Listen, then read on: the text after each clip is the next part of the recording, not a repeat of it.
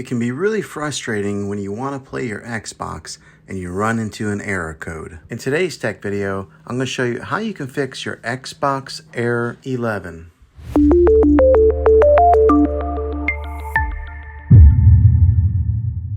I'm going to show you a few different things to try to help you get your Xbox back up and running again. The first method is the easiest one to try, and that's to do a soft reset. This is where you turn off your Xbox and you turn it back on. The second method is what we call a hard reset. You turn off your Xbox, then you unplug the Xbox from the wall outlet and you wait 60 seconds. Now don't be impatient here, wait the whole 60 seconds and then plug it back in. If your Xbox is working, great. If not, let's move on to the next method. Find your router or your modem that is giving you Wi-Fi and unplug that for 60 seconds. Then plug it back in. You might have to wait a few minutes for it to connect and get back online, but when it does, check your Xbox then. If that doesn't work, then let's move on to the last method. We are going to do a factory reset of your Xbox, which means that you'll have to log back in with all of your credentials, but it will be an important troubleshooting method. First, press the Xbox button X on your controller to open the guide. Then select Profile and System, then go to Settings, then go to System, then Console Info. You're going to select Reset Console. Now on the Reset Your Console screen, you'll see three different options. One will say Reset and Remove Everything. The second will say Reset and Keep My Games and Apps. And the third is Cancel. I would suggest doing the Reset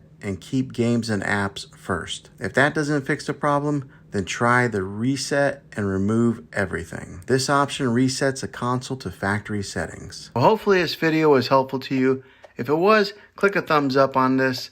Go ahead and subscribe to my channel. I make tech videos all the time, and I would love to have you back in the next one. Take care.